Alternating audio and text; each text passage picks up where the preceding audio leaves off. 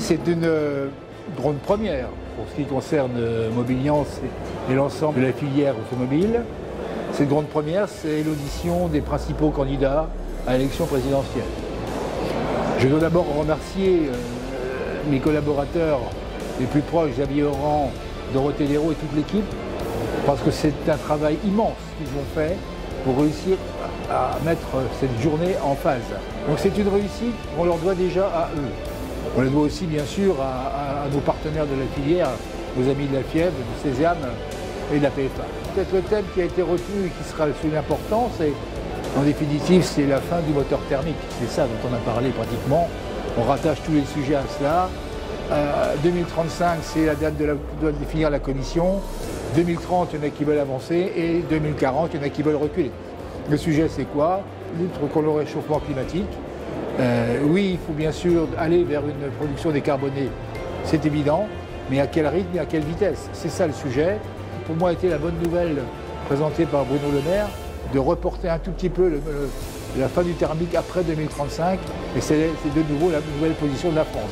Beaucoup de nos adhérents sont présents, beaucoup de nos présidents de région de Mobiliance sont présents, et je suis toujours très heureux que nos amis répondent présents dans ces grandes manifestations. C'est une force de notre syndicat professionnel et vraiment j'en suis très fier. Merci.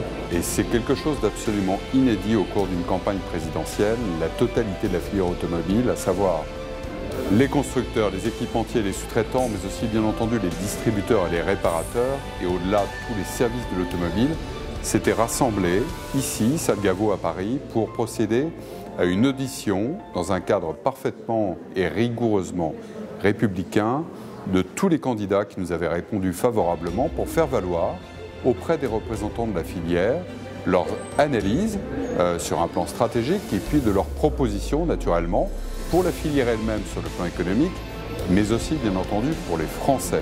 Et donc il était vraiment d'audition de l'ensemble des programmes proposés par tous les candidats pour bien appréhender la manière dont ils voient l'automobile évoluer et dont ils pensent accompagner sa transformation sur le plan économique, social, technologique ou sociétal.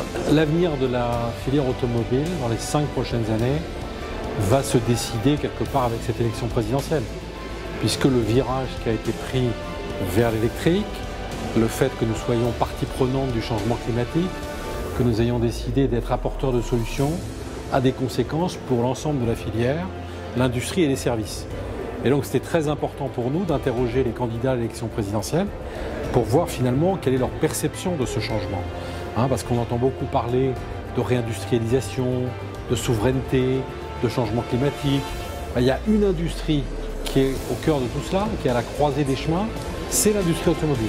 Les candidats qui sont tous mobilisés autour des enjeux, je pense qu'ils les ont bien compris.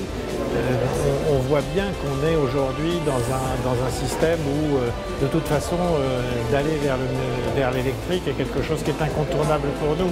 Maintenant, se garder ça comme seule solution, une fois encore, ce n'est pas forcément la seule solution.